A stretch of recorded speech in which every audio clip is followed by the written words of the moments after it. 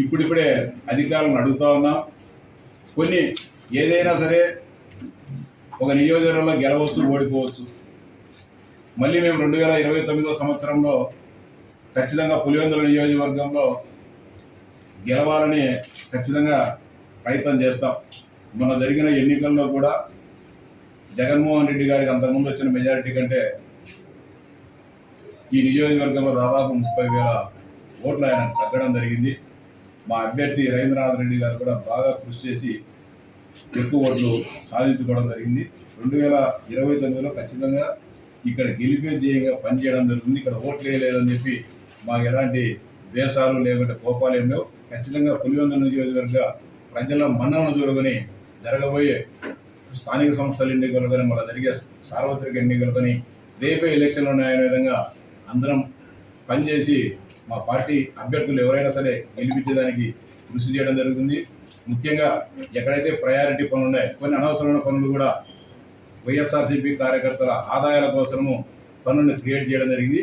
అలాంటి కాకుండా ప్రజలకు ఉపయోగపడే పనులన్నిటిని కూడా ఏమేమి ఉన్నాయో వాటన్నిటిని కూడా సమీక్షించుకొని మా పార్టీ నాయకులు అందరం కలిసి ముఖ్యమంత్రి గారి దగ్గరికి పోయి ఏదైతే అత్యవసరమైన పనులు ఉన్నాయో, ముఖ్యంగా వేంపల్లి పట్టణంలో ఎప్పుడో 2020లో మొదలు పెట్టాల్సిన పనులను 2023లో ఆఖరును మొదలుపెట్టి రోడ్లన్నింటిని కూడా గందరగోళం చేసేసి ఈరోజు అక్కడ మనుషులు కూడా నడవలేని దుస్థితి ఈరోజు ఏర్పడింది.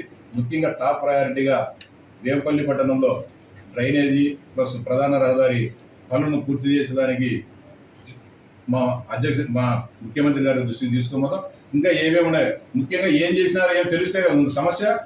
పులివెందులో ఉండే సమస్య ఏంటంటే ఏ పనులు మందున్నాయా, ఏ పనులు చేయలేదు, ఏదైనా గందరగోళం ఉంది.